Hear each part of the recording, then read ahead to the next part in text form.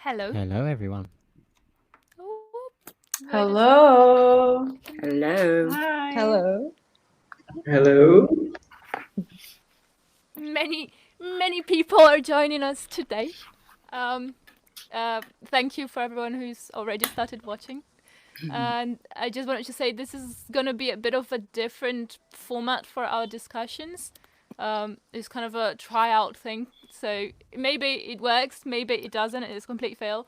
But please be patient. It will work. It will be no problem. It will be splendid. And let's join and talk. So typical artist to paint the bad scenario on the wall. First minute, like, this is gonna be bad. I heard that if you all pray from 3 different countries, nothing can go wrong. So But so we're gonna be kind of doing an extended conversation from what already happened yesterday.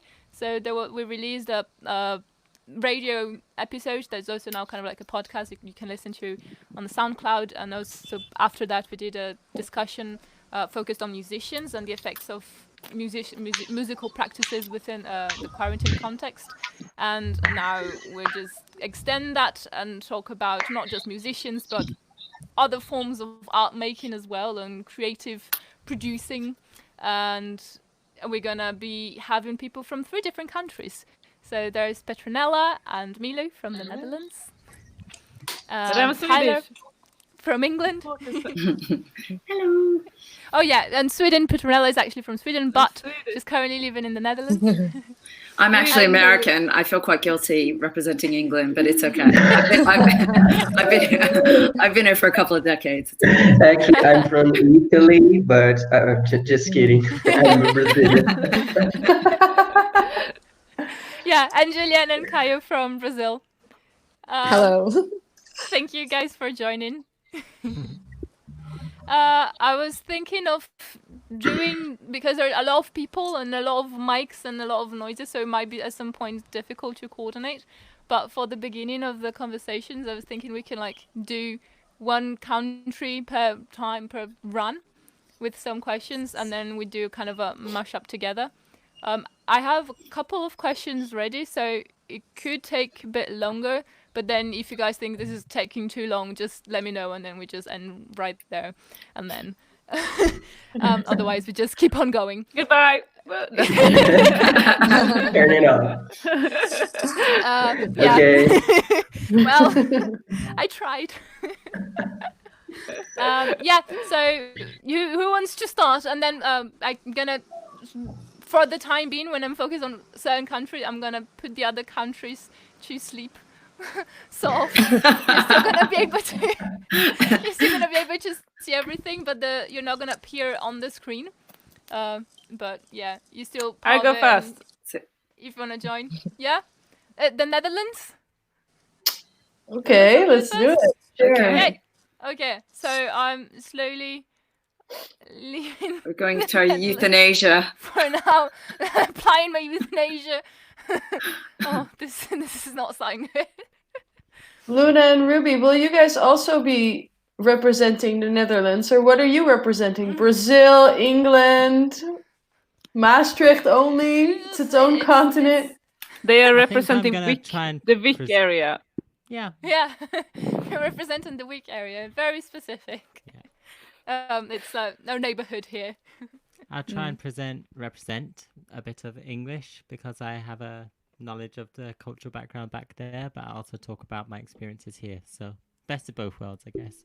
Yeah, and I mean, I'll probably be sharing more of my Brazilian experiences in terms of art making and stuff, because in the Netherlands I haven't been so involved in that. I'm starting again now, but I was mostly doing science stuff.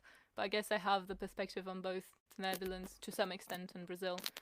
But I'll try to be more of a bringing in questions and so on than just pulling all the beans out of myself. Okay, so to begin with, maybe I could start already sharing some of the things that you guys shared with me, because before we started this whole discussion, I asked everyone from all different countries to share something that they think is representative of themselves and the current situation and their thoughts. And Petronella sent me something. Milou couldn't send me the file. I don't know if maybe you can share it now, otherwise you can just talk about it, but I'm gonna go and share Petronella's one. I'm gonna type on the share screen thing.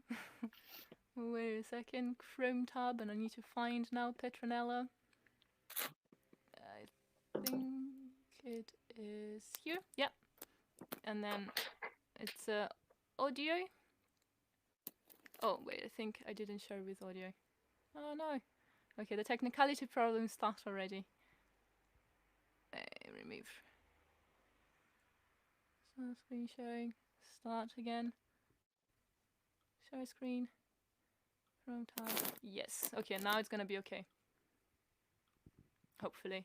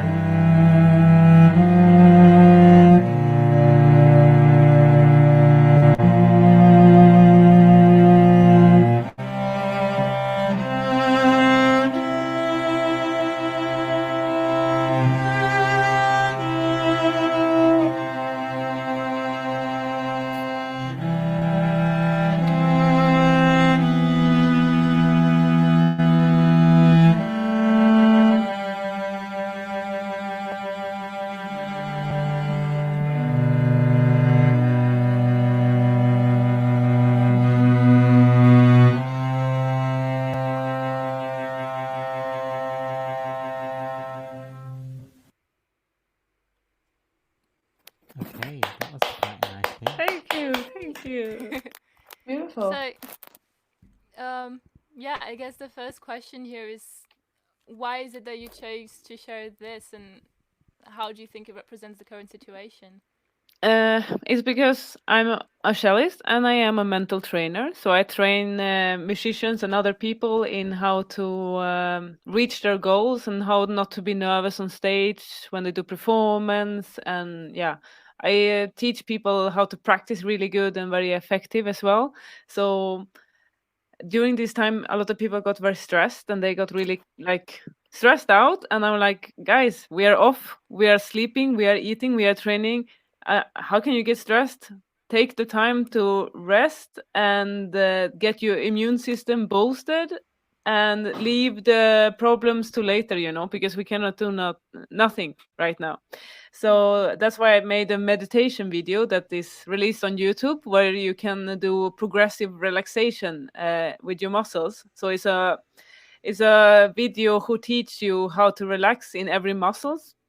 And you might think that, oh, I'm relaxed, I sleep every day and it's fine. But when you do these videos, you have to do them like for 3 weeks at 5 times every week. And then you will notice how many small tensions we have in our body that steals a lot of energy. So if you do this training that is quite extensive, then you will have like totally energy, it will boost your energy so much. Like when I did it, I was very skeptical to the beginning because I'm not the person who do meditation and this kind of flump thing.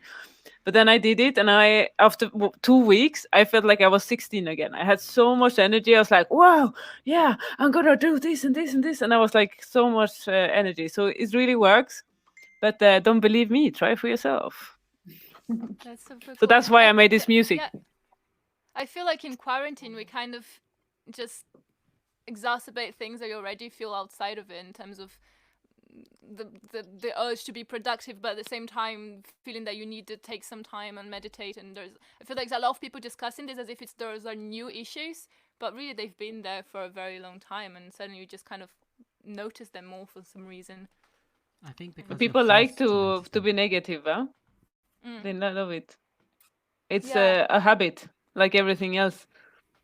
Yeah, I think there's always the good and the bad, and it always also depends on perspective, I guess. For you, Milou, like you didn't manage to send me the files, but do you think you could share, or would you like to just talk about yourself and what do you think about the current situation? I love talking about myself. I can do that. I don't know. I tried to see if I can open, but it's like not an MP4 file, and so I don't think I can make it work.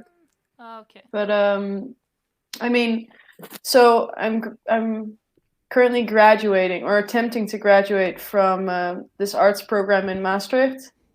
Which I'm also a part of. Yes, together with Ruby. And I was planning on building this entire set for myself because I want to start hosting a talk show, and I'm also working on a documentary. And then all of a sudden everything just sort of stopped and dropped off, and now I'm slowly rebuilding. Okay, if it can't be for a set, can I still do like these social distancing interviews, and can I still work on my little animations? And yeah, but I also relate to sort of the pressure of doing nothing and sort of feeling like, oh, I need to go 200 miles an hour because now people want entertainment more than ever, and now I don't have anything to show them, and this is my time to create momentum and audience, and I don't feel like I'm delivering enough. And on the other hand, I'm like, I need to go within myself. It's very conflicting. So currently what you're doing is mostly related to video, so you're making animations and video productions, or are you working on some other projects? Yeah, so for the documentary, I'm currently sending out cameras to the characters that I'm working with. And giving them like instructions and games to do a little bit of social distance filming while I can't be near them. And for this talk show situation, I'm mostly figuring out a way to do like social distance interviews, and also personal reflections on the situation.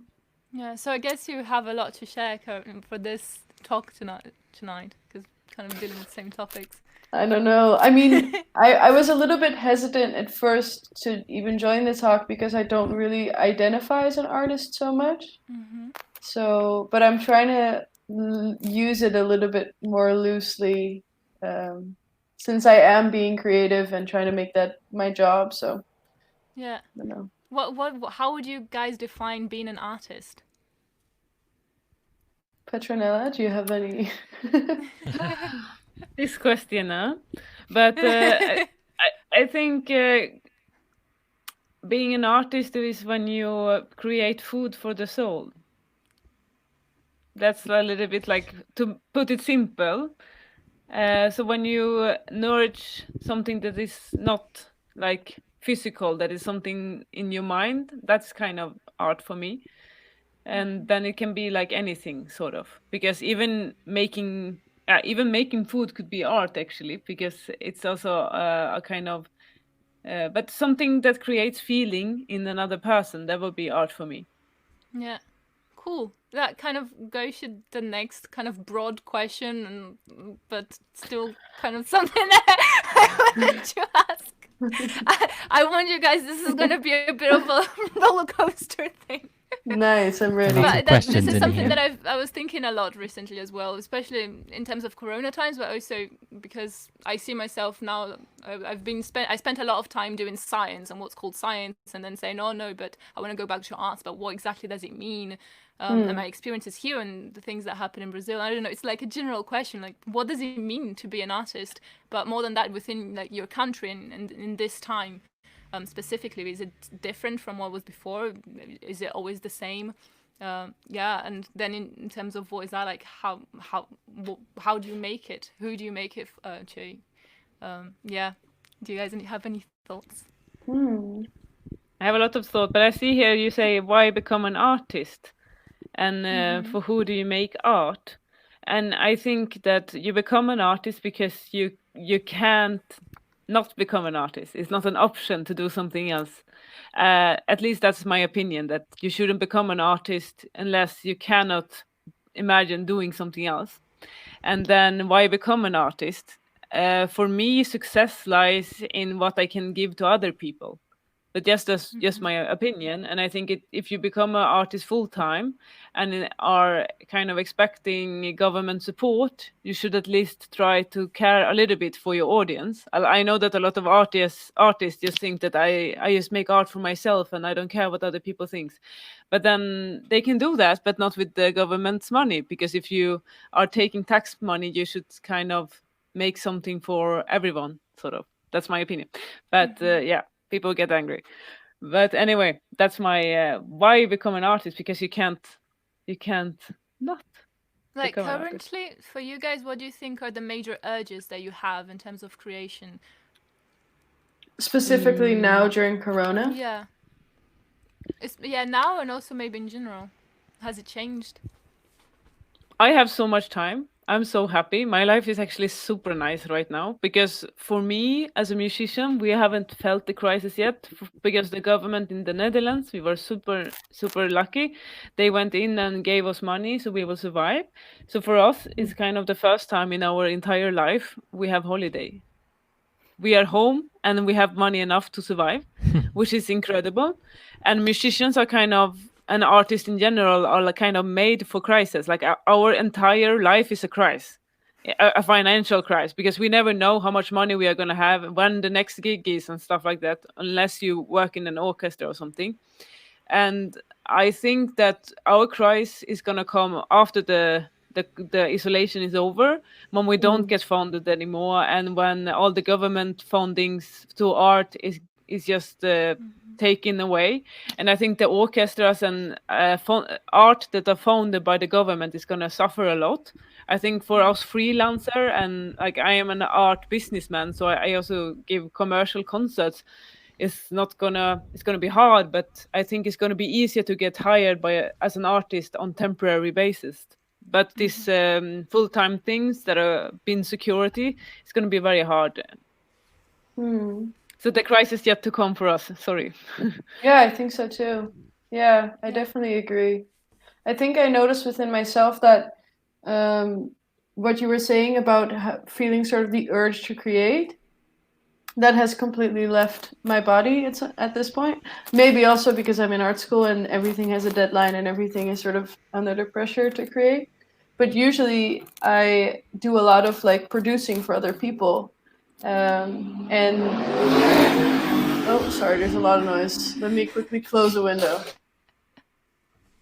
I think like yesterday we were also talking about that creating art is very social. So maybe being social is something that you miss. I don't know. Yeah, I think for me, a lot of my own practice is required around physicality and actually creating physical spaces. So for me, the process has completely shut down. So I had like 6-7 events, or gatherings that I was gonna produce during this time, and then suddenly you're left with, all of these are cancelled. All my energy, all my mental energy that I was meant to be directing suddenly didn't have a direction. So it's been a few weeks of reconsidering and recollecting my thoughts about what I should produce, what I should feel in this time, or if I should produce anything in this time. Yeah. I have one last question, more like Netherlands specific, so then we can jump into the other countries and then go to general discussions. But politically speaking, or like socially speaking, what is the current state of the arts and culture sector within the country in terms of governmental fundings prior to the corona, but I'd say also now during the corona, what kind of help is the government giving? I mean, Petronella already mentioned some of it. Yeah, I mean, musicians, it depends on what you earned and what you what kind of business you have. You have to have a company, first of all. So me and a lot of my musician friends have that. so and since a long time. So we are sending our yearly income, and then they kind of give us money very fast. I had money on my account for within 2 weeks, and then they said that if you earn any extra money in the Corona crisis, they're gonna make you pay that back from the money that you got from the government. But they paid out very fast, so no one would starve. And then we will see. Because I don't really know, but we got really good money from them, which was nice. I was really impressed, but not every country was as good as the Netherlands, and Maastricht was very good. I think Sweden was really shitty when it comes to this. My own country, who is super rich, much richer than the Netherlands. So I was like, it's not everyone who prioritizes it. But I think that people in general understand how important art is. I did some concerts now in people's gardens with my takeaway concerts. So not inside, but outside. So we just have to be creative and bring art to another space, to people's home, and make it more accessible. No museums. Yeah, I think the perspective change that I've had is very much, I feel a little bit less afraid to become commercial, if that makes any sense. I think that I was really trying to sort of bend and break myself to be able to fit in these like funding applications and fit like company standards, and trying to figure out what audiences wanted, which I still think is important. But I like was super fearful of, what if I make a project and it ends up on YouTube? Like that's the last thing that I would want, because it doesn't have that same sort of status that other Dutch cultural establishments get. And now that sorry, what do you mean by like you feel like if it's go to YouTube, it's less, or? I mean, I'm just brainwashed, I think, and there's, I think, a really big hierarchy in the scene that I'm in, at least. I don't know how you experience this, Petronella, but of course, but I don't give a damn. Yeah, of people like looking down on, you came out of the school and now you're supposed to make these things that go on to the NPO, onto the public broadcasting network, or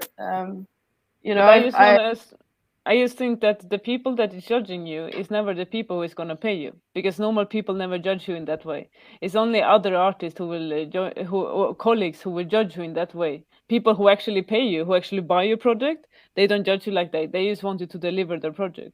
Yeah, and that's, I think, a realization that I've only had now that the whole world feels like it's sort of falling apart, and that I can't even rely on these systems that I was sort of fighting to be embraced by.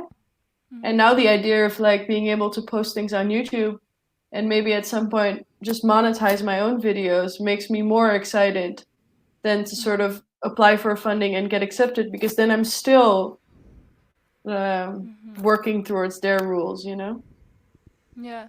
So in a way, would you say that then, this is also another question that I had, but I just want to make a connection there. But in a way, would you say that because of the Corona crisis, you kind of feel like what you make has a global reach, or it reaches more people than before, maybe? Yeah. Because you have access to these platforms. I did the online concert, for example, for my first time in my life, which reached the whole Europe, which was awesome. And I mean, it was not perfect, but I put it on YouTube because that's who I am. I mean, people can accept my art. It's not perfect, but it will provoke some feelings inside of you.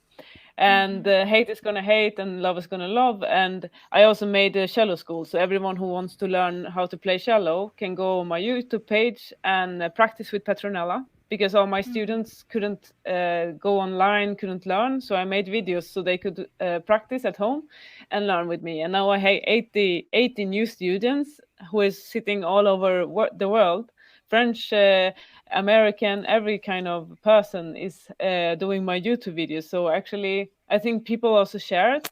Of course, it's a problem that people don't really want to pay for an online concert, but I mean, step by step, we will go there. We will teach them. Cool. I think for now we can like kind of stop in the Netherlands because the other countries have to speak as well. So I'm gonna bring everyone back in. Yeah, I thought Hello.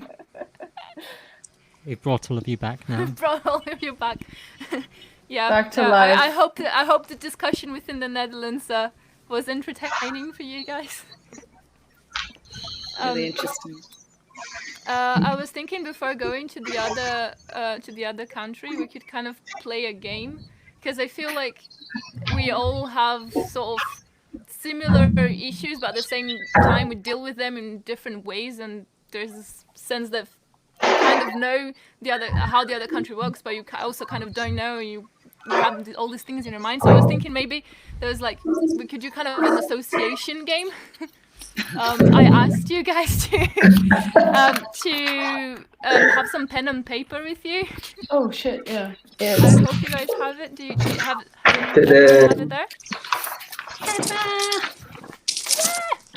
What are those sounds? Nice. I'm not sure. I'm not sure. I think one of you guys have some. Oh, now it stopped. Yeah, because usually if you don't wear the headphones properly, there's a lot of noise as well. There's pots and pans flying around. Yeah. But okay, let me explain the game. So I'm just gonna say some words out loud, and you just have to write down the first thing that comes to your mind when I say those words, and then when I say go, you just show it up there on the screen. Okay, so we need to like write a big one word, yes? Yeah, so we can see that on the screen. Yeah. Okay. So it could be visible over there. Okay. Do Is I that take clear part in for this, everyone? Or do you want to take part in this? Yes. You can take part and then I'll go reading. Otherwise, I'm We're very ready. bad multitasking. It's gonna be one per time, or you're going to open your mouth with all the words and we start to faster We as can do we one can. per time. So I say one word, Okay. you write it down, we show it, and then I go for the next one, Okay. and then we carry on. There are a couple of words there. So the first one is kind of obvious. Crisis. A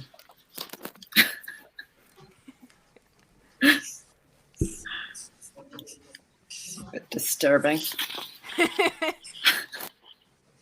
Is everyone ready? I'm ready. Ready? Okay. So let's go. Are you ready, Ruby? What's it? I saw you wrote something there already. Okay. 1, 2, 3, go.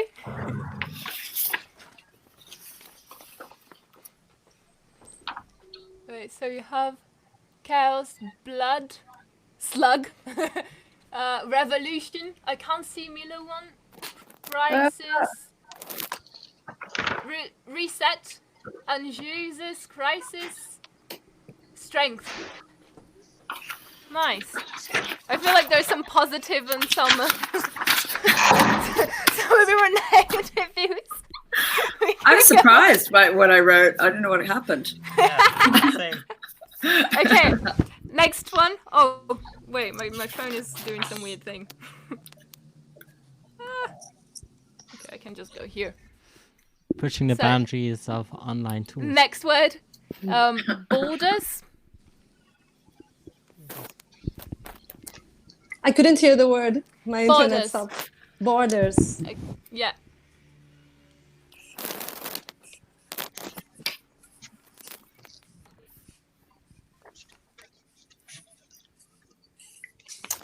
I break the rules because I wrote 2 words, okay?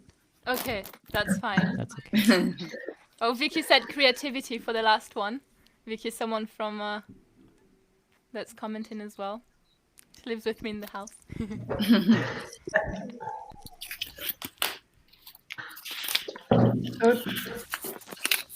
So Everyone difficult to really think of your first thought, you know? Yeah, it is. Is that it? Yeah. Okay. So Ruby says closed. It's really boring. Maybe we can read it out loud as well. eat it. Yeah. Imaginary lines, necessary bullshit. And Petronella's, what is it? Country. Nice. Okay, I'm gonna go for more words. Maybe we can like write them down, but then also say it out loud. Okay. Yeah. Okay. They struggle a bit. The Netherlands. Ooh.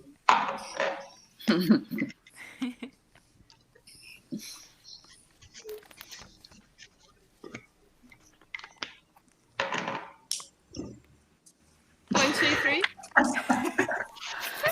Mine's 2 words. Oh.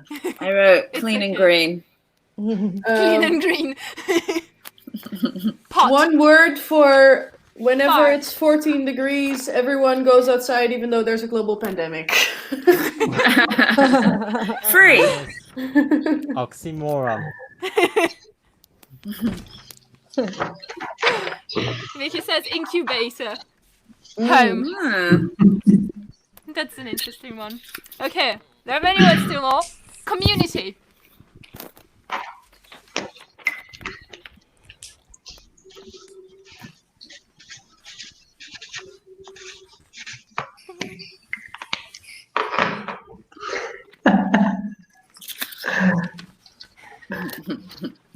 Can we? My friend Douglas said something very necessary. Eat the borders. Very much agreed. Power. Neighbors. Life. A life source. Love. And safety. Yeah, Yeah, I agree. very pertinent. Oh, coma. Coma. Having a community coma. Yeah, A Zoom community coma. yeah. I guess that's Yeah. kind of a general feeling as well. All together, right? Yeah, Collective but all coma. together. No, not forget that. Boris Johnson. Ugh. The word is Boris Johnson. Yes, This is not a word. Oh my goodness. Oh, yeah. that's English Prime Minister. Yes. Yes. One word. Where to begin? Rivi's here saying hell. Zombie. Fool. Flop. Total flop. Yeah. Idiot sandwich. Hair An idiot and phrases it quite well. As Gordon Ramsay loves to say. Victoria has quite an insightful one. Trump. The first thing that comes to her mind. Okay, let's spice it up. Streets. Oh, sorry. What is the word? Streets. Streets. Protest.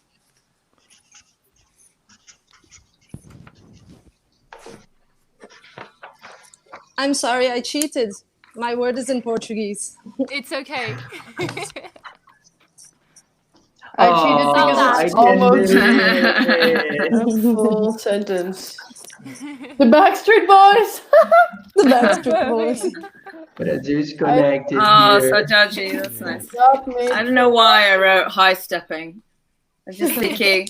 I haven't been on the streets very much lately.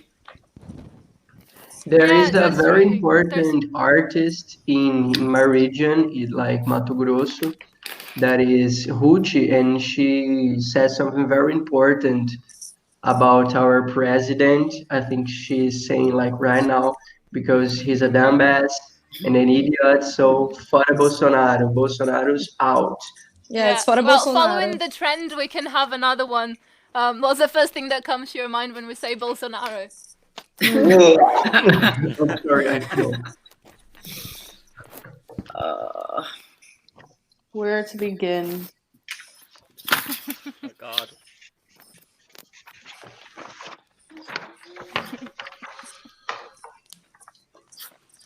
Oh, that's my mom, guys. Hello. Hello, Caio's mom. Hello, Mom. Hello.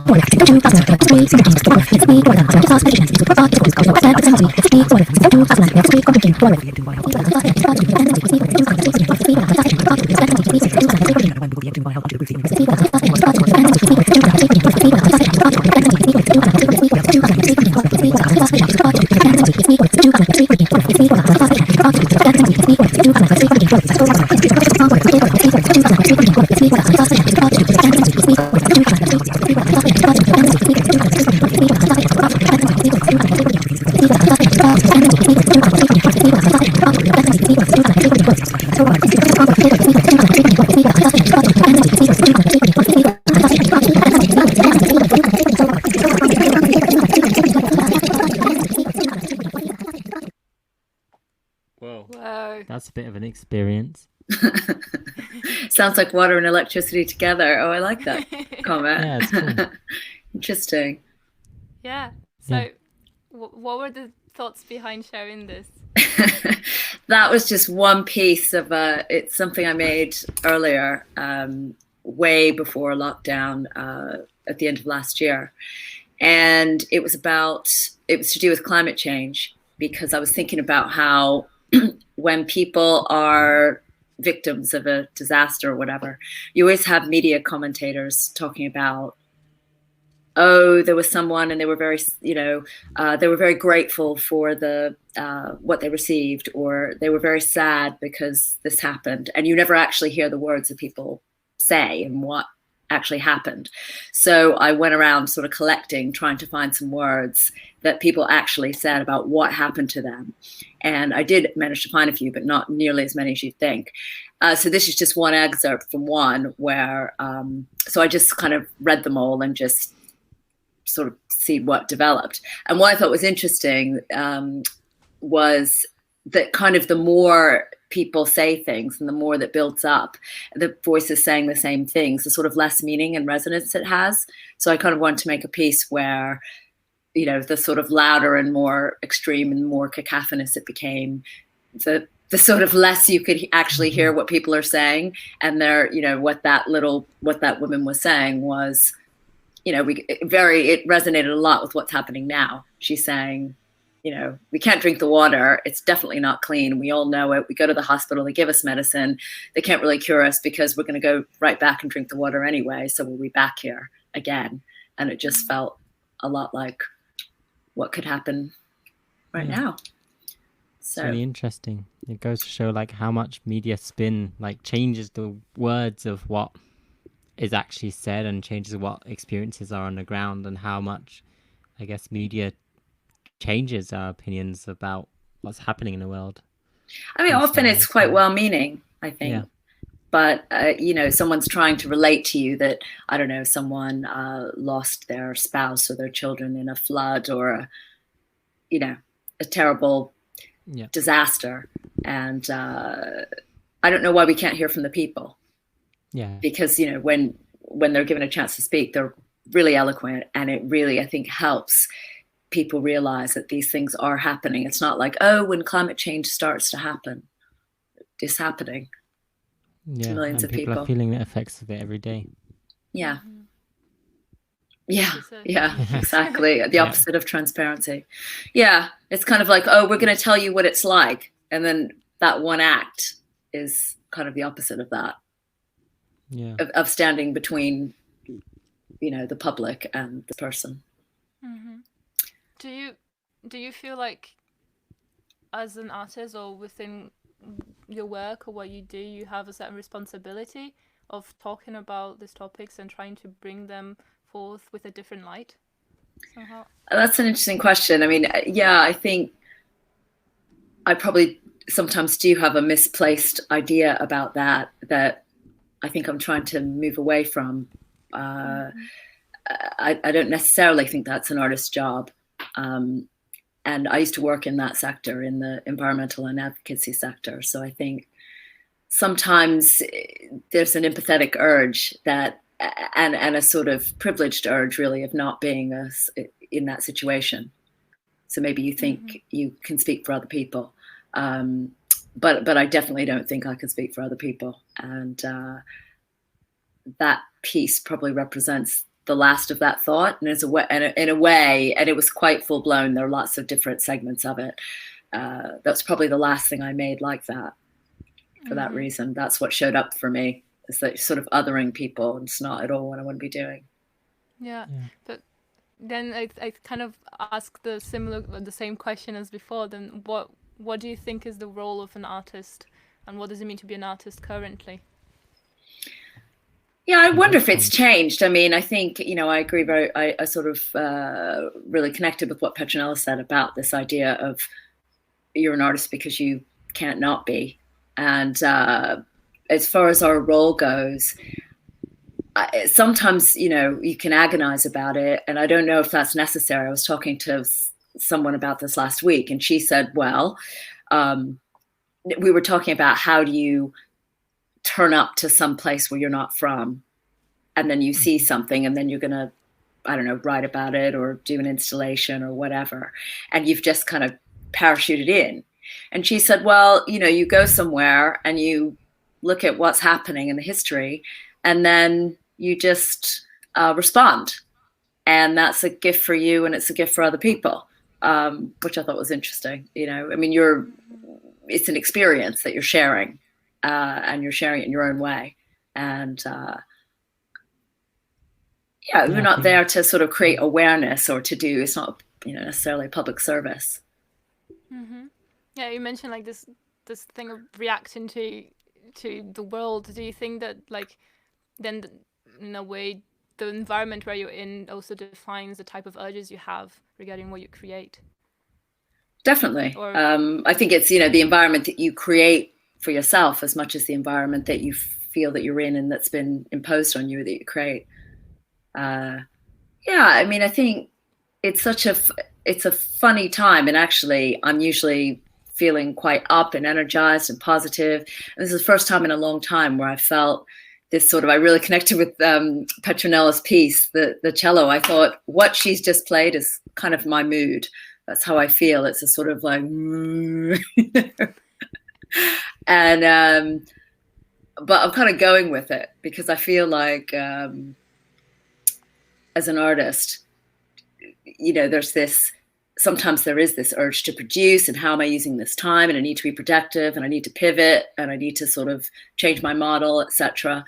And I thought, this is a really great time to kind of absorb what's happening, you know. I wrote a very similar thing the other day. I was writing a piece about like how I should reorientate my graduation, as I mentioned before. I was meant to be throwing a lot of live events during this time. Yes. And then suddenly it means you can't. And it means that, you kind of have to reconsider what it means to produce and what that means. And recently I've been finding actually a lot of solace in reflection time and about like, what is it that I'm trying to produce? Before I was stuck in this loop of constantly having to produce and involved in a new project. There was always time to be busy all the time, and now it was like this month I had of sort of slight crash of not knowing what to do with myself, and now I'm slowly regaining that energy and thinking about what it means to be an artist now. And a lot of my work has been associated with working really in the community and really with people on an everyday basis, and then it's very different when you don't see those people every day and when you can't inhabit the same physical space.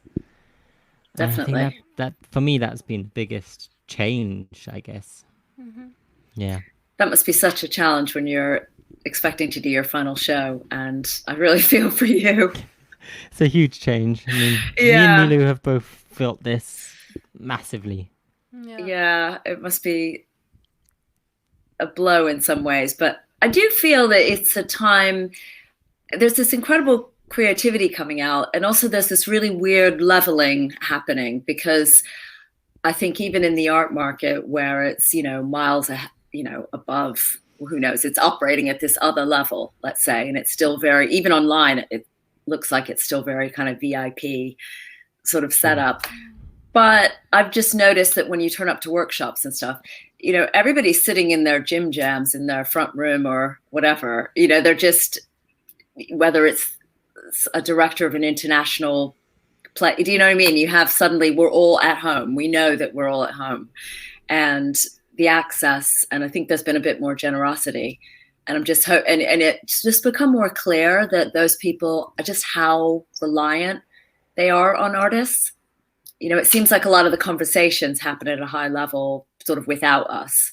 And then it seems like it happens with only very established artists. And I'm just wondering and hoping that all of the great moves people are starting to make independently, and all the creativity of people just kind of coming out and really setting up their own collectives and reaching out to international markets with localized product that actually wouldn't have seen those kinds of markets. It's super exciting.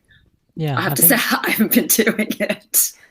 I think it's interesting that kind of weird internationalization that's been happening. I mean, I was talking to a friend who's a choreographer yesterday, and she was saying how, yeah, suddenly she's being contacted by very old friends in Canada saying, do you want to take part in this piece? Because suddenly not being physically there is suddenly not an issue. You can contact the people even if they're on the other side of the world, and then you have to navigate time zones, of course, but making a connection to the previous question that I made, like in terms of like the urges being intrinsically like local, do you guys think that maybe the fact that now it's kind of there's this one big issue that is shared by so many people, it becomes easier to communicate? Or do you think that's mostly because, well, people are using online medium and then it just happens? Is there a connection, you think, between like the shared global issue? I think there are still a lot of decisions that are made behind closed doors. I think there are still a lot we don't see, but at the same time there is a certain a collective spirit, I guess, that's happening. I mean, what you said about everyone is kind of equal to being there. Jim Jams is like very true in some way. I mean, Luna was interviewing the rector of the university here a couple of weeks ago, and suddenly it's like, oh, I can talk to this person and they're just over Skype. Whereas it's something that I could only have imagined being very formal in a previous situation. Yeah, I think it's funny. I find that people are kind of brought together by this context, but we're not spending a lot of time talking about it necessarily. You know, maybe sort of a few minutes railing against, you know, whatever's happening or not clear, or political forces. But I think mostly people are getting really excited about what's possible and redefining what they're doing and who they are, and having a bit more agency, I think, with what we're doing. And I found it very empowering to not do as much. I'm really busy. I work, and then I've been working on my dissertation. And some of it, like your projects, Ruby, have been cut off. I can't go where I was supposed to go. And I've just found that I've just sort of settled into it. I was listening to some podcast or something, and the woman was saying how we'd gotten really good, really fast at coming up with lots of ways of distracting ourselves. So, you know, we're on a house party and we're doing these things and having these video gambling party, like whatever. And it's kind of the opposite of what isolation is. And I'm on my own. I'm isolating on my own, which is a little bit weird. I've sort of just like speak out loud and kind of have this kind of external existence as well as Zoom with everybody. But yeah, I don't know. I think I'm finding that the work itself has been to be participative and socially engaged, but it's coming from deeper within. I have access to a more vulnerable kind of part of myself, I think, than I would have without this. So I think you're fast paced. I relate to that vulnerability, I guess. This sense of this massive monumental change is happening in the world, and then suddenly I guess it goes back to kind of like, well, why am I doing the things I do, and why am I here? Why am I doing this? And it's kind of all these very meta questions that I'm starting to ask myself, but in some way it's making me more sure about the work I would like to make, or why I'm making it. It makes me sure, like you say, more within myself. Okay, I think this is the right direction for me. Yeah, I would agree with that. I mean, there was probably in the second week, I was looking at my dissertation thinking, why am I writing about this? There's a really serious thing. What is, you know, this is such a self-indulgent, just wank, you know, what's the point? And then I just sort of put it aside for a few days, and just after digging a bit deeper was able to get to the core of the bit that was important to me, and also that I thought was of use to the world maybe, or to the, you know, whatever, to somebody outside of me. It's funny when this whole thing first started, and the first day out, and it was like lockdown. I was thinking, I'm going to make eye contact with every single person on the street. We're all in this together. This is amazing, and it's going to be this great feeling. And then I went out on the pavement, and it was like everybody was looking down and looking at their phones, and I was like, hey, let's connect. Yeah. Didn't fly at all. I have one last question before we jump back to everyone else and then back to Brazil again. It's the same question as before as well, more in the broader terms. Oh dear. Yeah, what is The state of the arts? Yeah. What is the state of the arts? Interesting question. It's probably both, I mean, in my view, I guess, I would think it's on the one hand dire, and on the other hand, really vibrant. I think people have really been impressively active and curious and busy and collaborative and open. But I think, the university sector is really in dire straits, and those of us who are in university are really aware of it. It's very apparent. And, we know that the drawbridge is coming up shortly with the money. So I think there's a lot of self-reliance, and it feels positive. It feels like people are emboldened by the moment, I would say.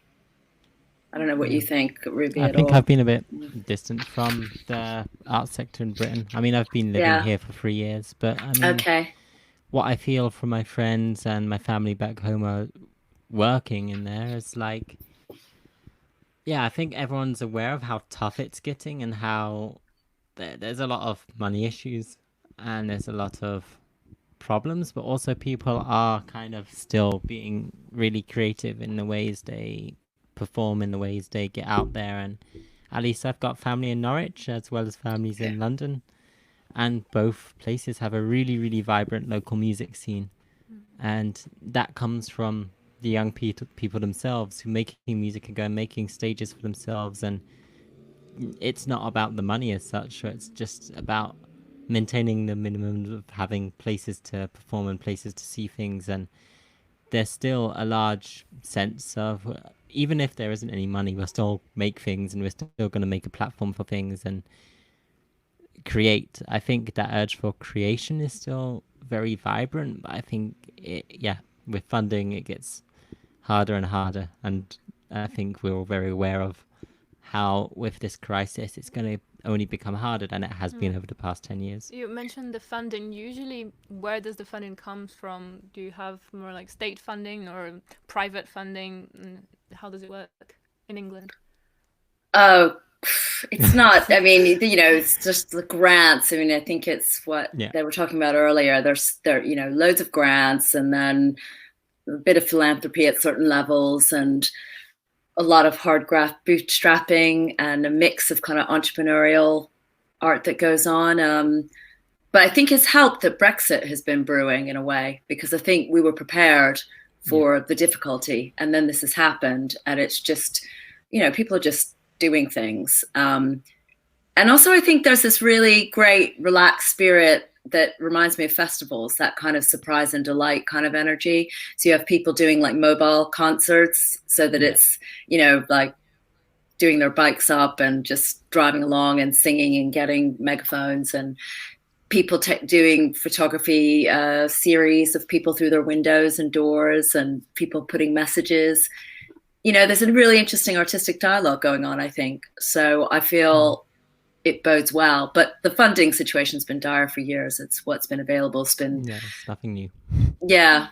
So I think the structure has been degrading, and we've been quite reliant on, residencies and awards, a lot of competitions, a lot of international outreach. That's just, my experience of it and from what I know. Yeah. I'm not really involved in the funding discussion from there, but from what I have seen, I mean, education in general has been a really horrific situation in England, and then arts education particularly has taken a really hard hit over the past 10 years or so. And then with Brexit, and then everything else is just adding on top. But I think yeah, I think we knew it was coming more so than in Europe, because in British terms, I guess we've already had the past 3 years of discussion about all of these things. About Brexit, you mean? Yeah, Right. about Brexit and its impact on society. Mm. But then in European terms, it's suddenly things like even the borders. Like we live in a border town where Germany is 15 minutes one way and Belgium's 5 minutes the other. Wow. And then suddenly it's like, oh, those borders are suddenly very real in a way that in Britain we've been having this discussion about borders for a long time now. And Yeah. also artistic borders. Like here in my university, our lecturers are from all over Europe, from Paris, from Berlin, from Cologne, and it's just like, oh, I just got the train here, I just came here. Like it's all very like this, and then suddenly to have this realization that artistic community doesn't have the freedom to travel as freely as it did. Here. It's very... Yeah. What's this? What was that?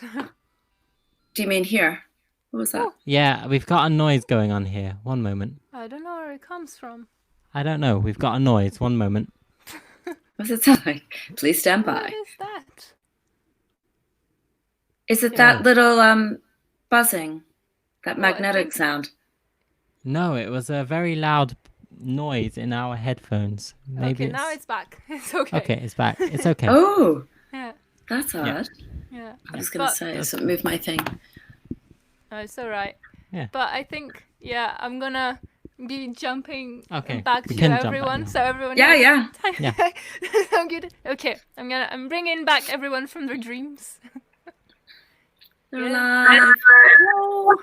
Hello, everyone. Hello, everyone. Hello, everyone. Hello again. Hello. So, there is another game that I feel like we could play now, and it's related to the game that we played before, but it's one step further. So now I'd ask you to create sentences, but with the words that you came up with previously. Okay. Yeah. It can be anything at all that you're thinking currently based on the discussions that we've been having.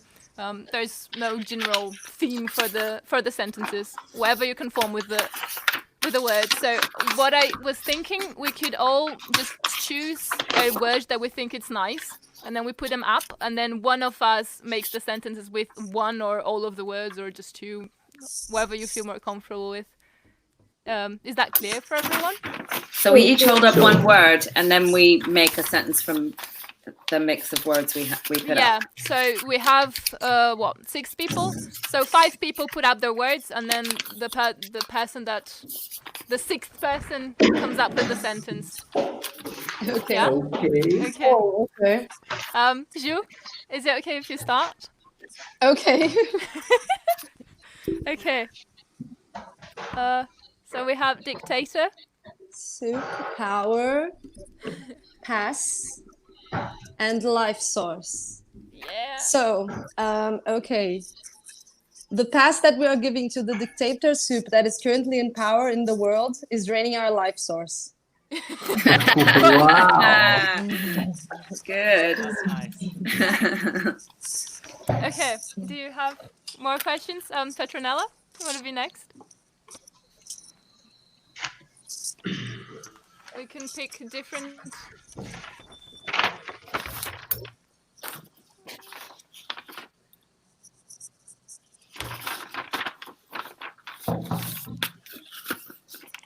Can you read all of our text? I think Mine Caio's is is very revolution. revolution. Yeah.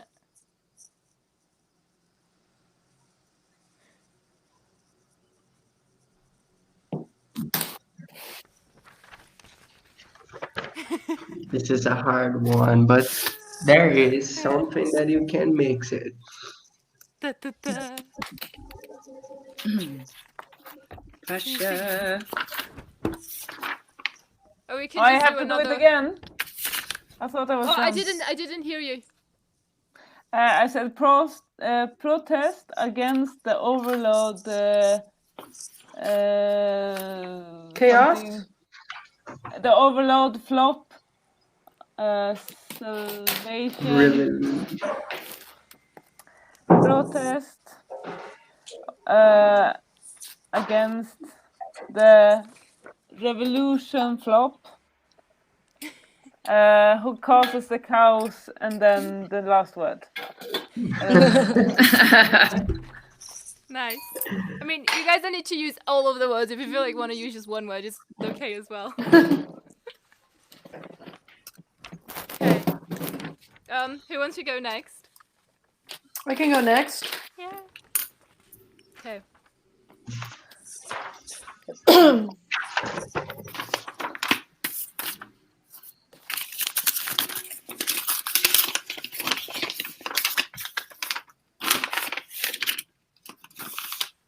I have 2 words here So, because it's a ooh, Zoom yeah. day. So this bloody imaginary zombie place that I call home has been providing me with a lot of love. Wow. Pretty good. I have to take care of my spaghetti in the meantime. Sorry, guys. I'm a bit... Okay. Okay, so She's making me hungry.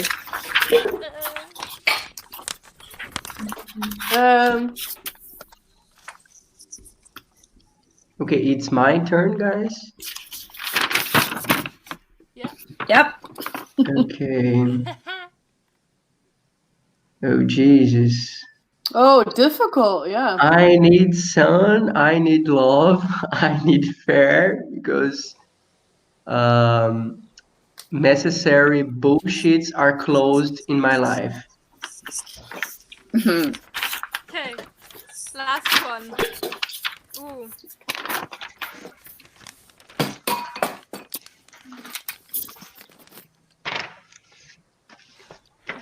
Full oxymoron. What does this one say on the bottom? Idiot sandwich. Idiots are brilliant. And learn, lean, learn, and what does that one say? Idiot. Idiot sandwich.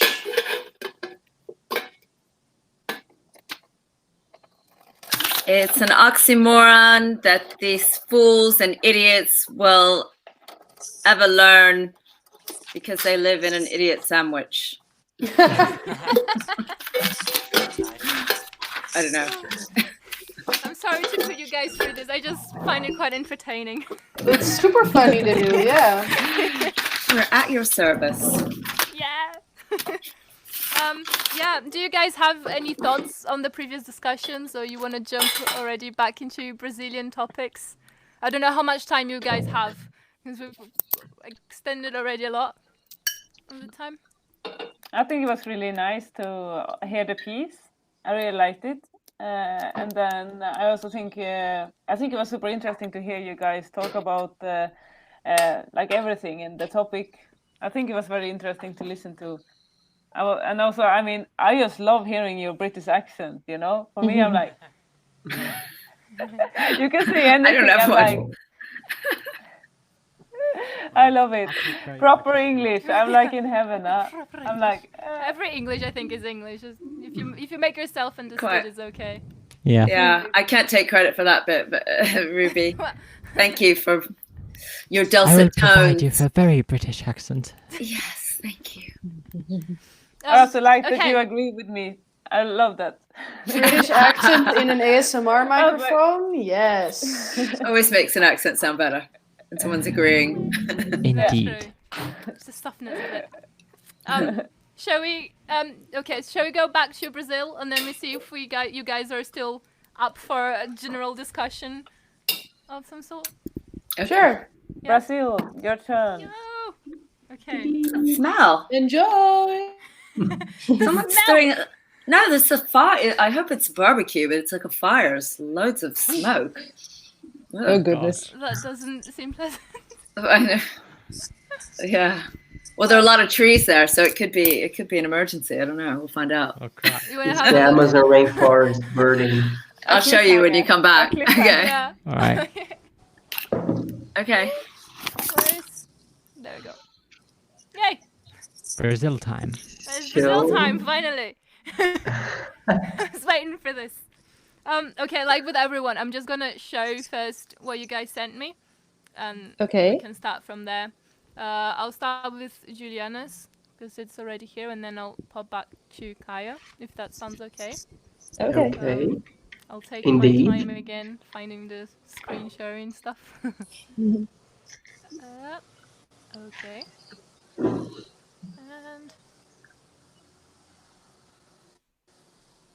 there we go. I hope this works. I see a whale, a dead whale. Ruins, the sea, a peak that meets the waves. I walk into a cave. I arrive at the zoo past hours. The animals stare through the bars. Oh. No. A whale. My childhood home destroyed by a flood, my toys floating in the muddy waters. I'm unable to feel sad. A dead whale, a huge and heavy dead whale. I dream of a cathedral in ruins. My sister gifts me with the clock. The cathedral is abandoned and I have to perform a play on the altar. On the floor are the sick and the dead, and the morning I dream of waters, of rivers and tides. All the streets of São Paulo are empty. I walk in vain. The Capibaribe River overflows. A dead whale in an empty swimming pool. And I know the whale has been dead for years, but its body is still warm. I dream of waters, of the sea, of the waves. I'm unable to feel afraid in my dream. What have you been dreaming about? Wow. And I love Super whales lovely because poem. it's my spiritual animal. Yes, it is. Nice. Well, I'm gonna show Caio's and then we can talk more about it. Okay. But it's really touching. I want to see what you're going to show because I think I sent like crazy materials. Yeah, I'm gonna show the magazine, maybe Okay. just very briefly, and then I can show also the translated text. Okay. Well, I can start with this. Okay, let me go for the sharing again. Things to share. There we go. So this is a photo that you sent me. Maybe you can also already give a brief description of why you chose this photo, what it represents. Yeah, because here where I live, there is a region called Mato Grosso. We are running a campaign asking for donations because we have many artists that is living in a vulnerable situation, and we are receiving donations in money or in like basic foods that we call cesta básica, is like rice, beans, coffee, sugar, and we are donating this for this artist. So this is a picture. It's me and Carolina Argenta. She's an actress, and we are like helping the artists in vulnerable situations. And this is the logo for the campaign. Yeah, this is Respira Cena, that it's more like breathe the scene, because Corona is breathe disease, so we want to breathe the art scene. And then you also sent me this magazine. I can show the magazine later because I think I need to do another sharing. But this is the introduction for the magazine, right? We did kind of a translation together. I'm gonna read it out loud, just to make sure. British accent, please. Just kidding. I can do it. Okay, go there, Ruby. Go for it. Ratapakos is a magazine without limits. After a good reception and distribution of the first edition, our desire to keep on making grew. It is a funny thing to produce a magazine of experimentation in Cuiabá, Mato Grosso, and at the same time try to stay connected with the rest of Brazil. Everything is so different, at the same time, the problems being faced seem to be so similar. Can you imagine? It is more and more complex trying to figure out the center and the borders, and this is very potent. In this new edition, we extend the poems section and invited some incredible people. There is also a prose section. In a dramaturgy section, we have an excerpt from Cidade dos Outros. Cidade dos Outros. There you go. By Sia pessoal de teatro. A play that has traveled to many different places, including some indigenous tribes. In Quer ver? Escuta. Wanna See, Listen section, we have Carola Nunes. amazing participation and a release of a new section, Ateliê Livre. Free Workshop. So come on and have a taste of Matapacos during the quarantine. And I love it. I'm gonna share the magazine itself very briefly because I think it looks beautiful, and I just wanted to have it there as well. I have to do it again. It's funny because we start to run this project, it's Matapacos project, just to quarantine time, but the thing is going to become like strong, and we want to follow like all the year around, just making art and poems. It looks really nice. It's a really beautiful production. Oh, thank Reading you. some of it, and I think it's a really cool idea to just connect people. And I find it interesting that at the beginning you say like how interesting it is to connect people with Mato Grosso, and then also Brazil in general, and how sometimes the problems seem so different but yet so similar. Yes. I guess you can talk more of that with Juliana, and I mean now internationally as well with everyone else. Just going over everything. Yeah, that's the magazine. Ooh.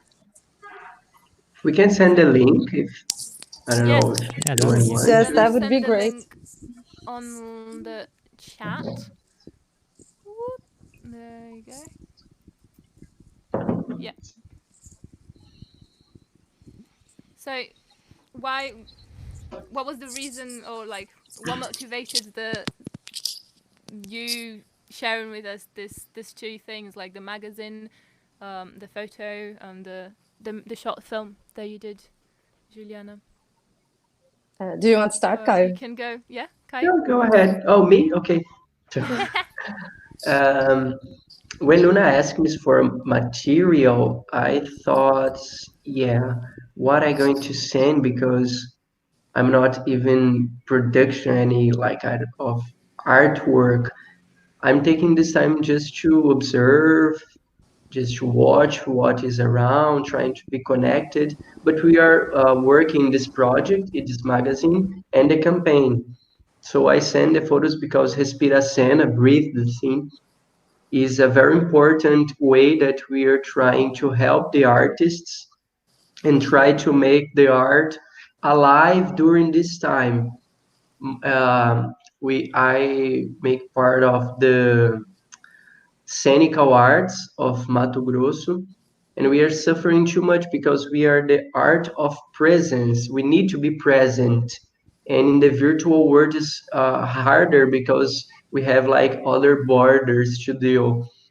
So we are working, we are donation these food, supplies, money for the artists, and the magazine is another supply that everyone can read, everyone can be connected with drama texts, with poems, with music. So it's more that we're doing. Great. Okay. Well, I guess I had this I don't know if it's a specific situation, but my current situation was before the quarantine and before all this, I was in a very productive moment. I hail from São Paulo, that is the current epicenter of the disease here in Brazil. But I have been living in Recife for 4 months, more or less. That is in the northeast part of Brazil.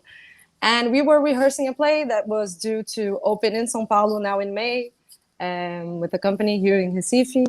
I had just started a project that is why I came here. That is a project with women in Recife to speak about the women from the northeast of Brazil and their specific situation.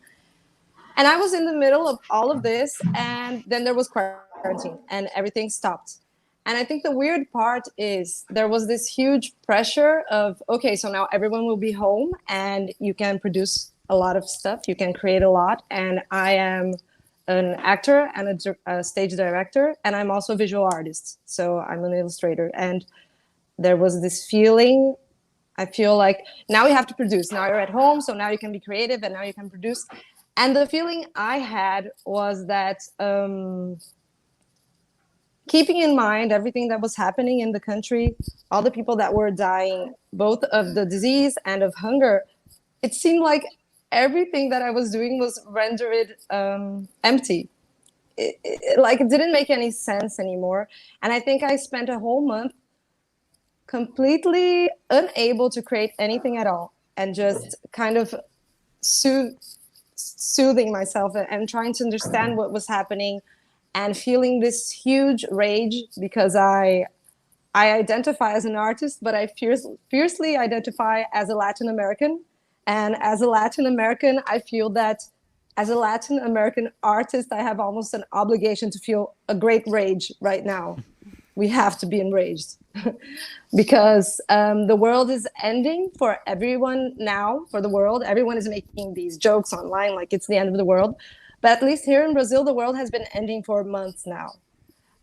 We just saw in January of last year in Minas Gerais, there was this rupture that put a whole town beneath polluted mud and toxic mud, and it was terrible. And then in the sequence, I was in São Paulo, and day became night because of the fog and the burning of the Amazon forest. And it was so weird. It was like the end of the world. It was 3 p.m, and people said it looks like night outside, and that was the smoke from the Amazon forest. And that's insane. So it's like we're another step into the end of the world here. And that's why I feel like we have to feel this rage. And now I think I'm starting to produce, and this that I shared with you, it's a research that I'm doing about dreams. Because everyone is dreaming a lot in quarantine.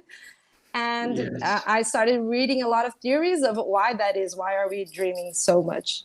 And what are we dreaming about? And I have been having these really strange dreams about things I've never dreamed before. Me too. Everyone is telling me these really weird dreams and really full of symbols. And at the same time, I am isolating completely alone. And I feel that my only outlook to the world is through the screen of the computer. So I've been on YouTube, 12 hours a day, something like that. So I ask myself, how much of my dreams are actually 2D now? How much my dreams hasn't become just an extension of the screen? And I wanted to do this work that is about my dreams, but it is tiny pieces of things I've seen on YouTube stitched together. Like you don't know where the dream starts and where YouTube starts. And I think I tried to get a really small part and put it in English so that you could understand kind of the dreams. But the idea is that. And in the middle, I put a little scene that is the moment that I appear, and there's a Google Street View. That is another performance I'm working on for a live feed. That the name of the performance is, it's not very good to translate. It's Qual é o endereço da sua saudade? And the idea is that... Saudade's address. Yes, what is your saudades address? Like, what is the address you miss? If you could be out of your home, where would you go?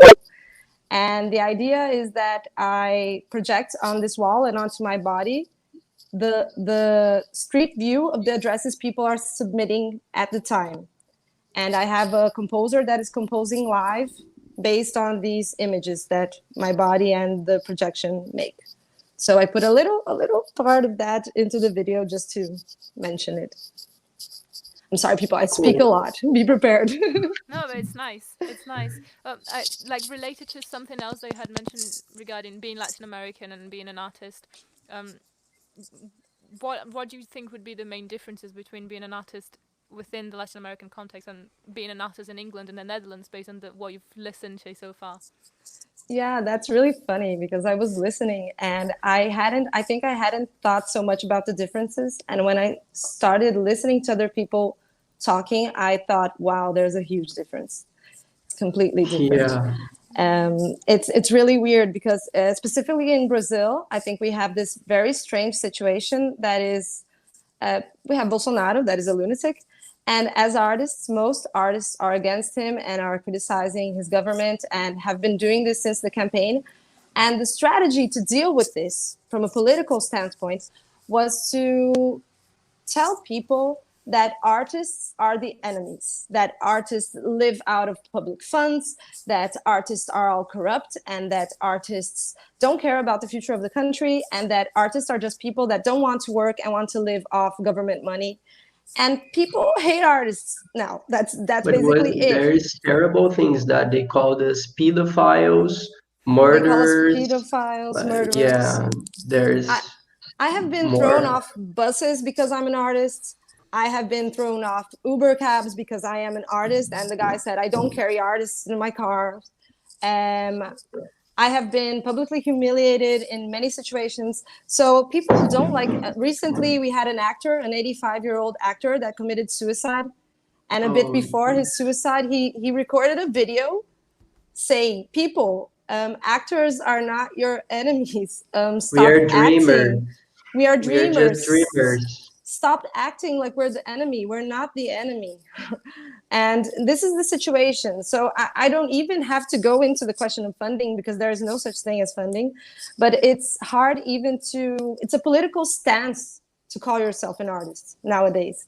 And I know this is the reality in a lot of other countries in Latin America, but I can speak more about what happens in Brazil. So I think the difference starts then in this point. And at the same time, I feel like we are living this very specific situation in the world, this pandemic. It's a once in a generation kind of situation.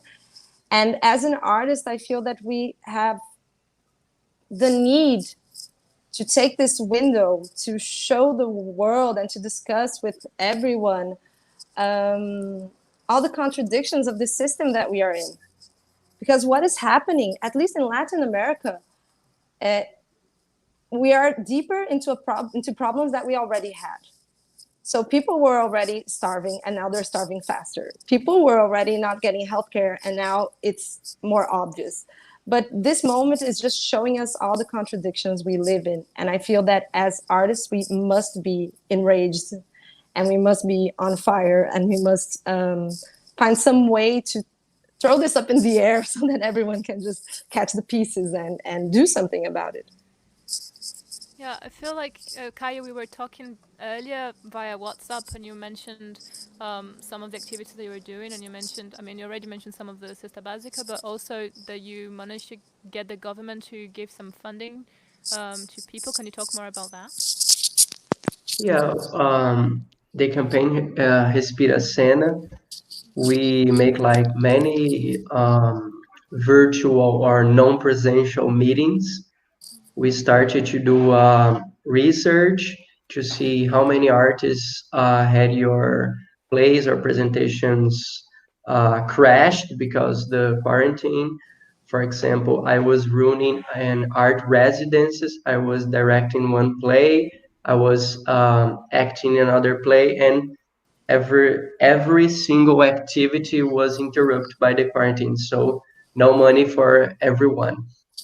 And we started to make this research that we call levantamento in Portuguese to see how many artists got affected by the quarantine time.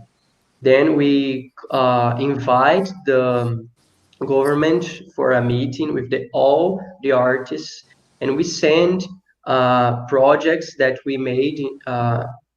Everyone's together, start to put your ideas. We design a project and we send them. I think 2 weeks ago, they answered us with art grant for virtual presentations, a festival, online festival called Cultura em Casa. I think it's Art in Home. And it's not like we became rich, but we have the supplies for 1 month, for example, 2 months. We can survive, we're breathing. But I identify myself with Juliana because the situation here, we live border capitalism, and the other people live a center capitalism. And if you see how the life goes in the border, is all different, because I think Ju and we have a deep connection with the politician way to do art, because if you broke these two things, and no, I'm just an artist, I'm just militant, or just political, or I don't know, you can't live, because all the things are together. Because if you need money, you need to understand the economy and how, because we have some enterprises that give some money for artists, but most of it are banks, and banks control everything in Latin America. So it's hard, because if you accept the money, you're accepting many of situations. In here in Mato Grosso, we live the dictatorship of agro. That means the whole manufacturing works with soy or bulls, and it's very different, because here environment people and artists that fight for this cause, they get murdered. The big boss of the enterprises killed people that talk about this. That in this year we have like 2 deaths caused by, we can see in the newspapers, we can see this happening. We just received the message, oh, our friend is dead, a car stopped, 2 guys shooting, and that's it. So this is the scenario here in Mato Grosso when you talk about meat or bulls or soy production. So it's hard, because art is connected with politics. If you try to make 2 things of it, you're dead, because you're going to hypnotize it, you're living another dimension. Yeah. Well, because I just wanted to. The other moments are so funny and so inspiring, and now it's tragedy time. Yeah, no, I'm just thinking of all of my personal experiences within Brazil as well, and the contrast. I kind of lost myself into it. But yeah, I totally agree. And in a sense, that's something that I always find kind of weird about being here in the Netherlands and making art in the Netherlands and observing people make art in the Netherlands, because there's such a contrast that, I don't know, sometimes I get even irritated, but like, why aren't people fighting? Like, what's up with this? Like, why are you not criticizing the Prime Minister all the time? Why are you not doing these things? And to some extent, I think in Brazil, that's so present, and you cannot avoid it, and it would be absurd if you didn't see it. But at the same time, I feel like the Netherlands also has a lot of issues, and there's a lot of things to be criticized, but because it's not so clear and it's not so obvious, people don't necessarily dive into it. And I don't know, I feel like there's a lot of interesting things that could come up of more collaborations between artists within the different worlds. Yeah, hopefully within the quarantine context, or within the context of people talking more, engaging more, even like through this live stream, somehow these connections are formed. I just wanted to have one more question, and this is a question that later I'd like to ask to everyone else. But what do you guys think is the main role of arts and culture now, currently, within this particular crisis? Wow, that's a hard question. Yes. It's a big one. I think that it's the same, in my opinion. The role of arts in this crisis is the same role it has always had. I had a discussion last year with a friend. We had an issue here in Brazil that all the truck drivers stopped driving. So all the truck drivers stopped taking supplies, and everyone was in panic, and everyone was running to get gas for their cars and food because we thought everything the stocks would end. And People start to create bunkers in home, like yes, soaking it was food. insane because in Brazil, everything is transported on roads with trucks. So if the truck stops, the country stops. And then at the time, my friend made a joke like, if we did the same thing and all artists in the country stops, people wouldn't be as panicked. And they started making these jokes like people doing huge lines to see school plays and saying, it's been 2 weeks since I saw a play, I'm desperate. And we started discussing this as a joke, but then my friend said, but what do we mean by this? Do we mean we're not necessary? Do we mean that people wouldn't care? And then another friend said, no, to me, the thing is, when you have a factory and the factory has a production line, and our society is a factory with a production line in the capitalist system, so we have to produce things. And the trucks are part of the factory, and the art is the sabotage. So the art is what you throw into the machinery to make it stop for a moment and everyone to breathe and say, wait a minute, what are we doing? So I feel that art isn't supposed to be another wheel in the capitalist production system. I feel that even art that isn't necessarily directly political, even art that just feeds your soul, in some way, it's a moment for you to breathe and for you to see things from a view that is not of being productive. It's not about necessarily making money. And this I mean about people that aren't artists, when they have that moment, when they hear a song that really touches them, or when they see a movie. I think this is like a window that opens for you to be able to see things out of the system. And I think that in this crisis, this is still what we aim to do, or at least how I feel about it. Some sort of sabotage, but in a good sense. Like, can we live in other ways? Are there other ways to go about our lives? Yeah, I think maybe now I could include everyone else so we can join the discussion. Okay. Does that sound good? There you go. Milou had to go away. Oh. But now we still have Petronella as our Dutch representative. Thank you guys. That was so powerful and interesting. Yeah. I don't know what you were going to say, Luna. Sorry. Yeah, no. I just want you guys to share your impressions after everyone had their moment of talking. Well, I was just interested.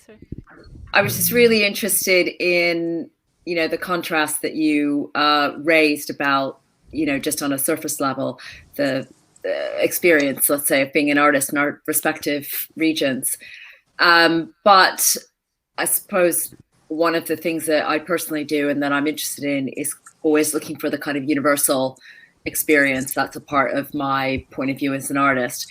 And I was really interested that actually what is happening in Brazil is happening everywhere.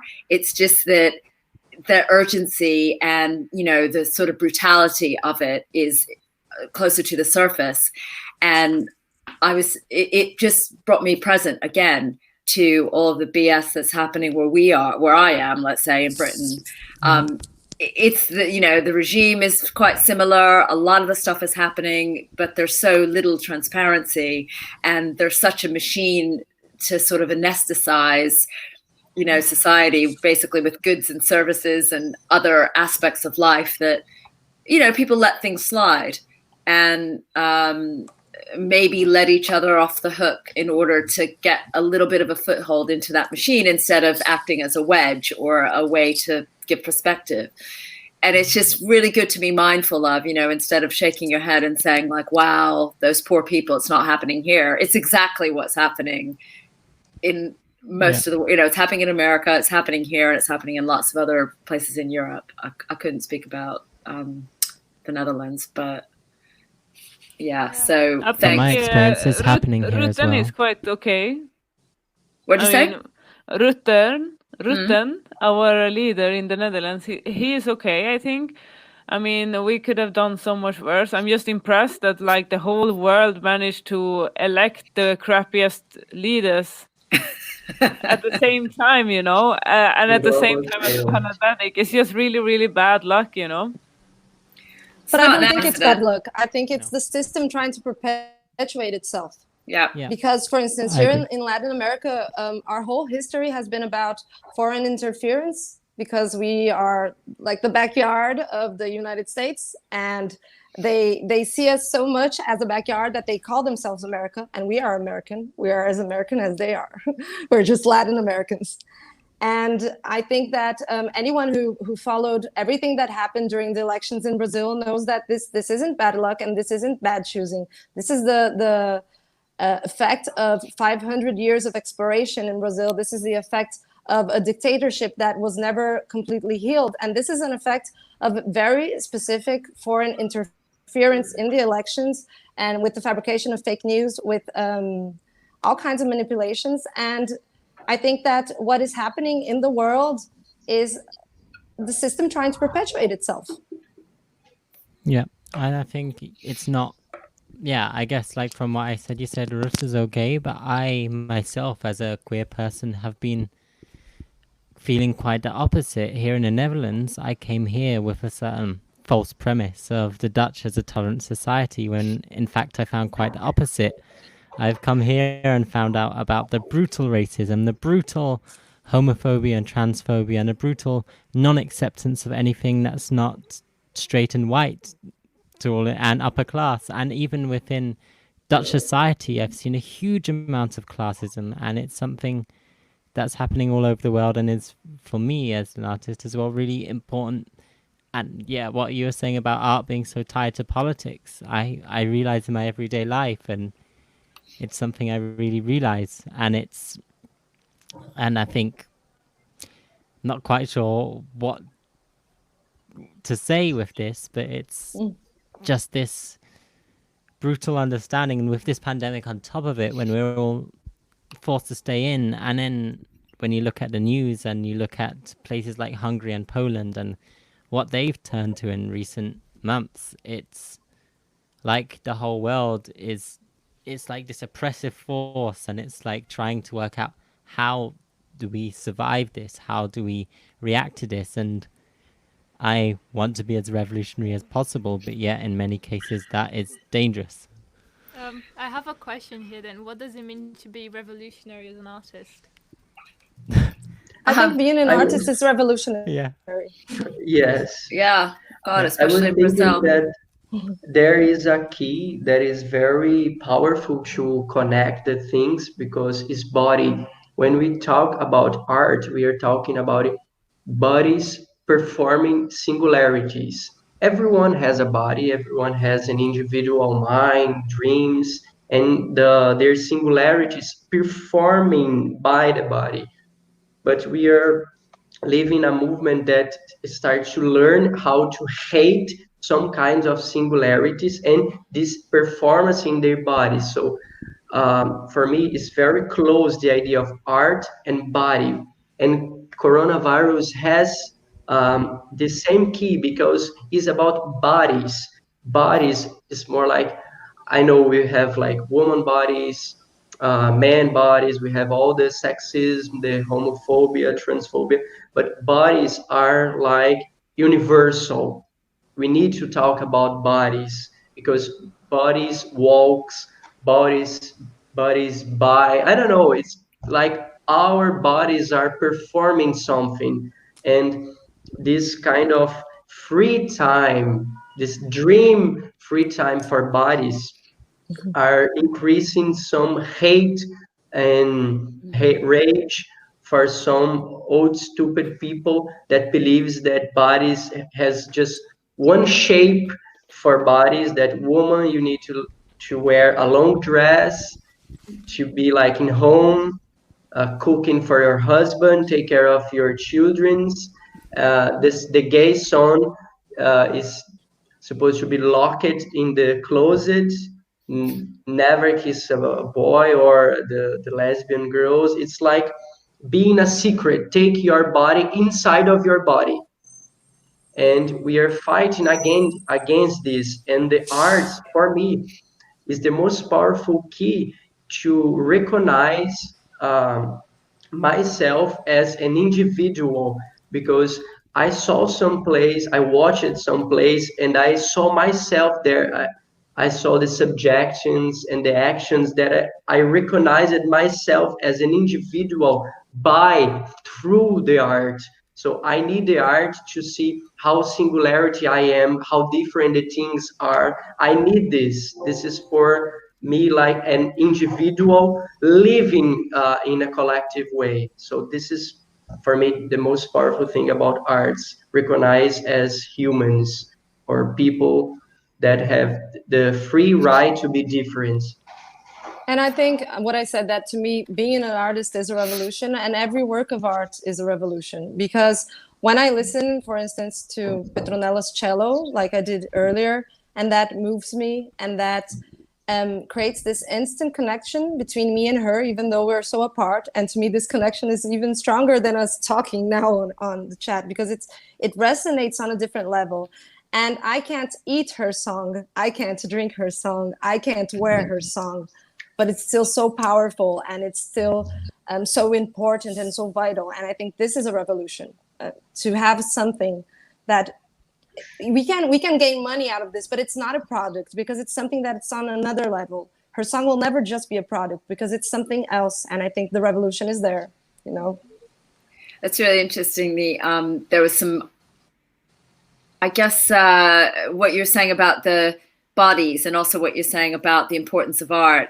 There were some dealers in California who are going to go under if they don't open. And so they got together and they said, I just found it here. And one of the women said, we're talking about keeping open essential services, and art is essential, and it's actually more important than other businesses, because art is the highest form of hope, which I thought was interesting. And part of that discussion was about how this format that we're all meeting in now with everybody has disembodied people. And so even though it's enabling something, there's this disembodiment. And it's exactly what you're saying, you know, we're losing that corporeal connection with people, like this sense that, you know, we're three dimensions. And, you know, people are getting really creative about how do you remind each other, you know, that there's three dimensions here, like I'm not just a TV screen. And the purpose of that is because bias is still festering, you know, what you and Ruby were talking about earlier, Kai, and that it's festering, and it's almost easier to hide in this setting because you don't see people's gestures or, I don't know, any kind of off-camera, you know, comment. It's just what people want you to see. It's what you're framing, right? Right. Yeah. See what you see. I think it's super nice what you say with the body. I really loved it. It was such a beautiful. I was like, wow, super philosophic and artistic in the same way. And I also really like the dream video that you make. Because for me, when I heard the music, I was like, oh, this is meditation music. I got calm right away. Yes. And then the text come, who was super like hard and scared me. And I was like, this is very weird feelings in my body, because I'm very calm, but I'm also scared now. And and you know, stuff like this. And then I see that people are starving in Brazil and having the shittiest time of their life. And I'm like, oh my God. And they are getting attacked. And I'm like, here they throw flowers at me if I play. They're like, oh, you play for me. Here's your money and here's flowers. Just take some chocolate. Do you want wine? And, you know, it's such a different experience. And it really makes me like, I cannot even get it in my head. And then when this artist in England was saying this beautiful word, I think it was super nice. It's so cool. And I was like, yeah, but maybe we have to create a new dream. You know, we are in a nightmare right now that we created ourselves. And now we have to create a new dream, and maybe a better one. I mean, it sounds a bit silly, but I mean, I read this book that said that every society is a dream that you created, because not anything is true, you know. That's why every country has a different kind of setting of society, because it's a dream that someone once dreamt. So maybe we just have to reinvent the dream a little bit, and, you know. Definitely. Our Yes. grandchildren can be happy or something. Petronella mentioned this thing about like, oh, I play and then people throw flowers at me. Do you relate to that, Ruby, as an artist within the Netherlands? Not so much. Not so much. I think No. no. It's only I for think cellists. I think Only for there's. chance. Let's get Oh, a no. T-shirt that says "Throw flowers at me, please." Yeah. Yes. I think within But I think myself, you I'm said that- always. Yep. no, you said that in like the Dutch people can be very narrow and snobby and stuff like this. We are also living in like the richest place in the Netherlands, like sort of, because here all the rich people come to retire. But So actually, actually, I would disagree with that, because actually this is statistically the poorest region of the whole of the Netherlands. Maastricht and its surroundings and where we live is where the most poverty is. And a lot of my friends, I made a documentary last year chronicling trans teenagers in the region. And what I was truly shocked by the abject poverty and classism and the way in which Dutch society behaves. It's a very self-censoring society from my experience. Yeah, of course, it's And liberal. it's, yeah, and it's... But is it poor because there is a lot of students living here who doesn't have an income, or is it poor it's because people it's are poor because people are European? much poorer socioeconomically. So a lot of the people who surround here, like Herler and Sittard and Roermond, they're all ex-mining towns. And when the mines closed, where did the jobs go? They didn't go anywhere. So there's a huge amount of unemployment. And until the university arrived here 40 years ago, it was one of the most poverty-stricken places in Western Europe. And it's still, and the scars of that history are still here today. And for me as a trans person walking around every day, I hear like things you wouldn't believe. The amount of insults that I get on a near daily basis is shocking here. And me and Luna, as a queer couple walking around the city, are confronted with that pretty regularly. Oh my God. Wow. It also makes me super sad to hear that we are so rich Yes. and so stupid. I'm like, oh my God. But it's something people in the Netherlands, I've noticed, have a tendency, if you're in privilege, it's simply you don't see it. You don't see the problems that are there. You only see the problems once you start being subjected to them. I think for me, one of these big revelations is also during the talk that I was having with the rector, and I asked, what about, like, do you offer any help for those who don't have enough income to sustain their lives within the university? Do you have statistics on the socioeconomical backgrounds of students? And her response was no, because that's invasion of privacy. But yes, they do have the statistics of gender, they do have the statistics of nationality, they do have the statistics of your grades and your results and what's your activity within the university and outside of it. But for some reason, the socioeconomical background is an invasion of privacy. And I think there is a reason for that. Within the political context of the Netherlands, there is always the sense of not making things visible, and you don't want to see the problem when you know there is some problems. Yeah. Crazy. That's actually good. I'm Swedish. I'm from one of the most richest and the most privileged countries in the world. If someone would scream at you in the street in Sweden, oh my God, you sue their asses off, because that's just not okay, you know. Our religion is political correctness, you know. That's how you don't mess with that, you know. You don't mess with that. It's like, yeah, it's really crazy. I mean, I cannot wrap my hand around it. But I think also if you live in the Netherlands, you can, as an expat, the things that I don't like about the Netherlands, I kind of pull off me, like, yeah, shit country, I'm Swedish, you know, because I can always like choose where I want to belong.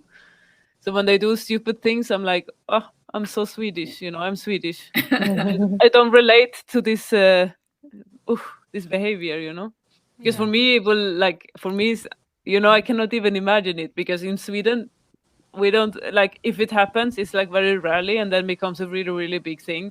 Like you just call the police, and it's like against the law, you know, you cannot do that. Wow.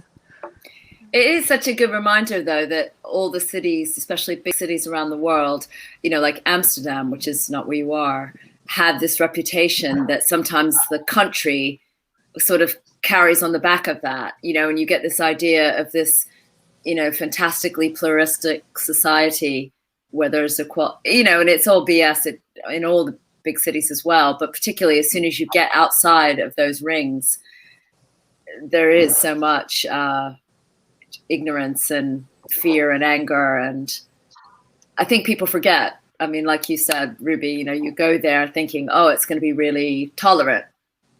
Yeah.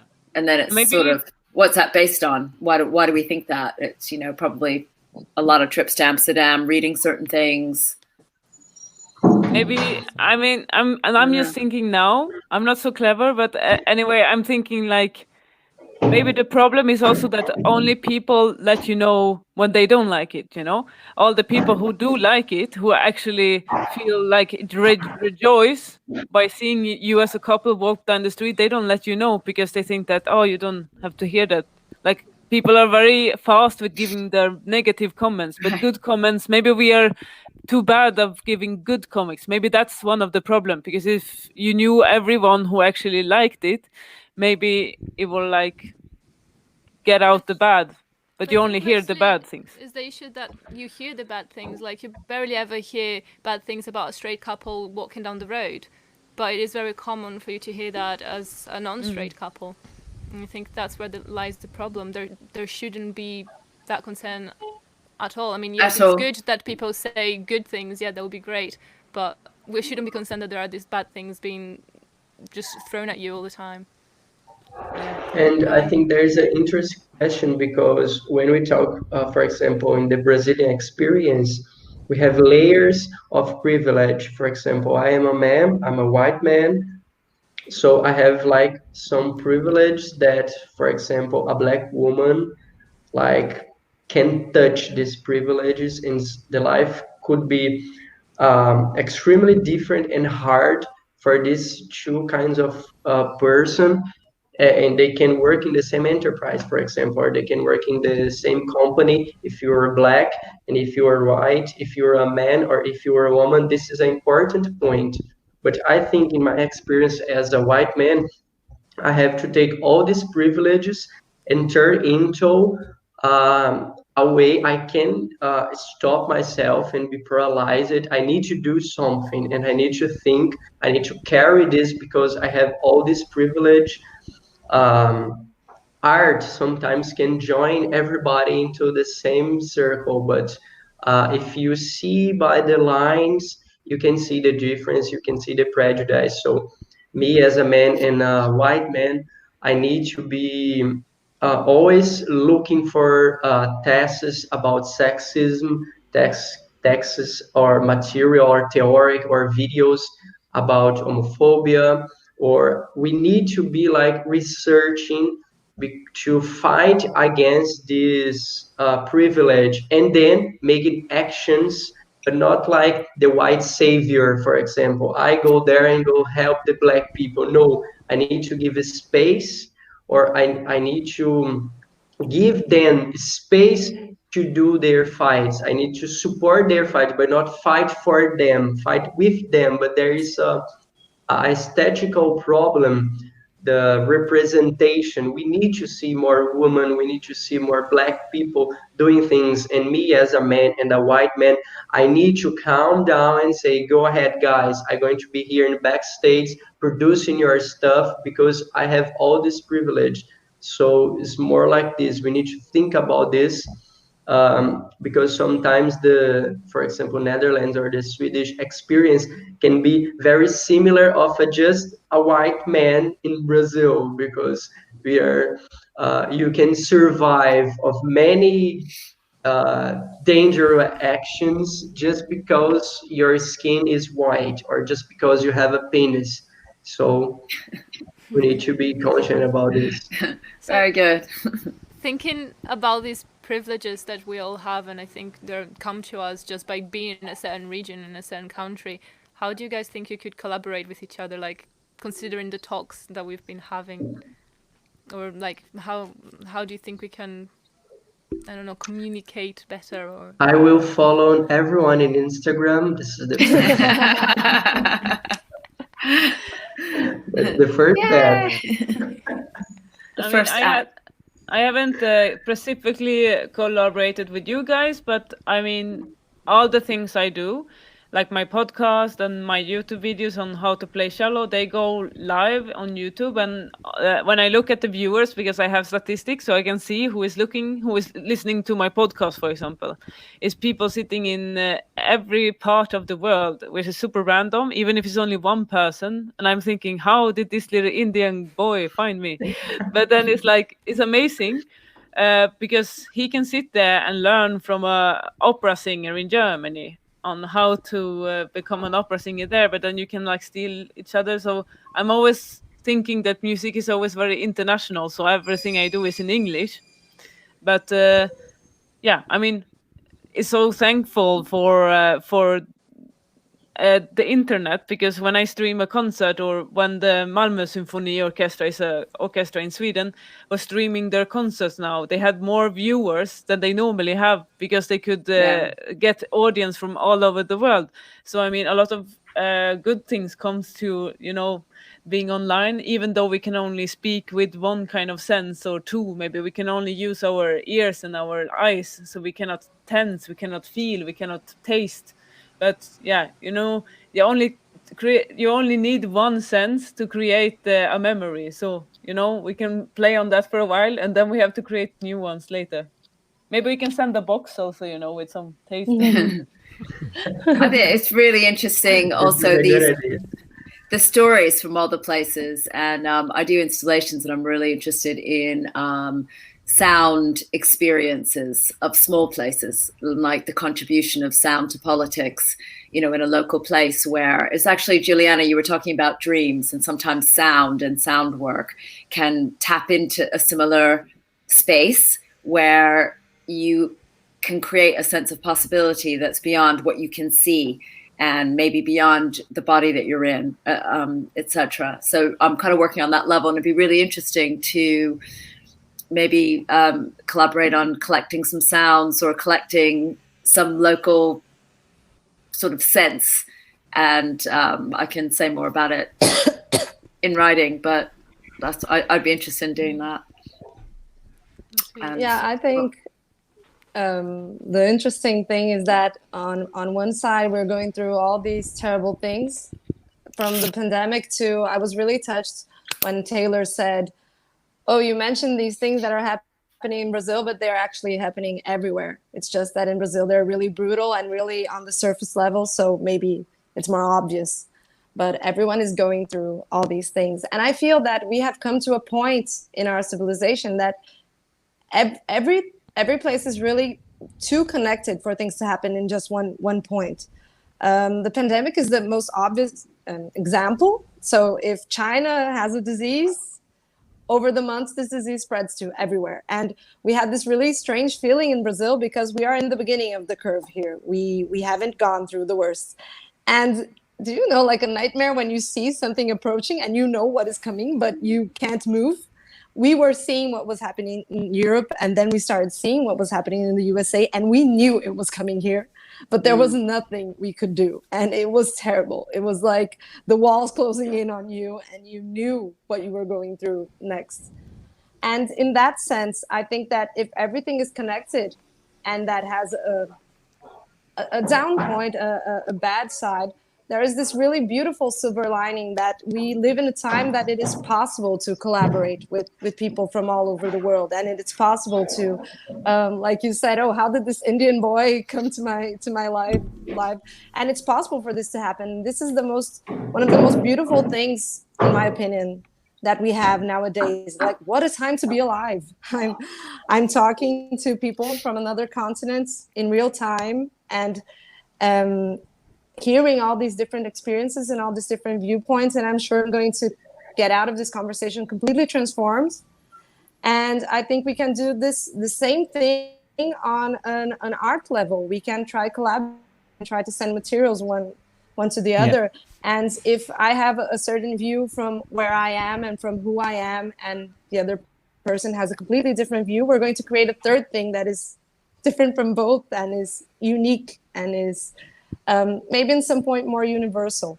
because of this mixing of views. And I think that's really beautiful and fascinating. Yeah, I guess it's opened up the gates towards this communication, like cross-continental communication, to create new things, and these technologies have sort of made that easier in some way. I believe that this art state we are having here can cruise my body, and can transform myself. And if I can like talk with you guys, and I can transform the way I see something. If I can change myself or change my mind, this is a gift for the world, because if we think in global scale, we can't do too much. But if you try to find new habits, if you're trying to get out of old habits, like I'm trying to actually, I already stopped to eat meat, as I'm vegetarian, and I think this is very important, because we are talking about a new lifestyle. So if we can exchange experience for our singularity transformation, I think this affects all the global scale, because for me, this pandemic, this quarantine time is a revolutionary time, but we need to observe ourselves and see what can we just hold, what can we need to fight for, or sometimes we just leave, just go. And I think this transformation is the substantial of the revolution. We need to change our minds for what is coming, because this is just the beginning of a new world that could born with our new perspectives, with our new singularities, our new bodies. So I think the most powerful thing we can do now is talk and affect the other, because you're affecting me in a positive way. That's good. Regarding what you were talking about before, about dreams. Gali, a friend of mine, is also working on that, so maybe you guys can talk later as well. Yes, I saw that and thought, wow, I think we had a lot to talk about. Yeah. I liked what you said also about the 2D thing, because I do find myself, I've done a lot of dream work, but I now find myself falling asleep, having a dream, but it's in a screne, like it has tabs. If you've been on the screen all day, it's really, you think, no. Why am I dreaming I've about had this dream. Really, I've been dreaming sometimes that I'm talking to a person in person, and it's been 50 days since I don't see anyone in person. So I think I'm kind of freaking out, and I'm talking to, I don't know, my mother. And then I turn around, and when I turn back, she's on like the cell phone. She's not in person there anymore. She's on the screen. Jesus. Yeah. And then I in the dream, The plot twist. But wasn't she here? No, I think she was always on the screen. I think I was FaceTiming her. But people are like interchangeably. The shape-shifting there. Yes, shape-shifting. This is the best surrealist TV series you've just written there. There is a pilot. This is the Fight Club script, isn't it? I'm just kidding. There's this paranoia. Okay, guys, I have to go because my dinner is ready, and my boyfriend is waiting for me. And now I think I pushed it too long. Yeah. That's nice. It's just gonna be 1 hour, and now yes, yes, I know. So yeah. And he deserves better. Yes. Thank you for joining. Thank you. Bon appetit. Have a good night. Have a nice dinner. I don't have I don't have dinner, and my boyfriend isn't here, but I have to go to another meeting. Yeah. But can thank I you. just do you have some like 5 minutes maybe? Yes. Because I just wanted to conclude with, because I was also trying to lead to the conclusion. Okay. There's just one last activity that I wanted to do. It's very simple, relatively simple. I just wanted us to kind of compose a story together, our first collaboration of some sort. So I can like start with a sentence, and then Caio, and then Tyler, and then Ju. That's it. Does that Okay. sound good? Okay. We'll find so out. I'm gonna start then. I sat outside, looking at the people go by. Okay. I need to say like keep A the story. continuation Is to that that. Yeah. okay? Could you repeat, please? I sat outside, looking at the people go by. I try to touch the sky. That's it. Yeah. I tried to touch the sky, did you say? Yes. The trees reached out and wrapped their arms around me. Okay, the trees reached out and wrapped their arms around me and cradled me in a soft lullaby. Wow. And cradled me in a soft lullaby that lulled me to a gentle sense of sleep. Thank you very much, guys. Thank you, guys. It was Thank great you, having guys. this chat. I It's love great it. chatting. Has a good Excellent. end. Great. Thanks for a good chat and evening. Yes. Yeah. Well, been goodbye All right. then. Okay. Well, you can connect us all, Luna. Yes, Yeah. I'll send a general email to everyone or through messages so you can carry on good. talking and collaborating if you want. Okay. All right then. Great. Cheers. Bye, Bye, guys. Bye, everybody. Cheers. Take Bye. care. Bye-bye. Take care. Much. Stay at home. Stay at home. Stay Stay home. home. Yes. Fora Bolsonaro. Fora Fora Bolsonaro. Bolsonaro. Bye bye. Bye-bye. Thank you guys for being around. This was a very long one, 2 hours, but I think it was needed somehow to just vent things out. So thank you. Yeah. Speak to you all soon. Speak to you soon. Bye bye.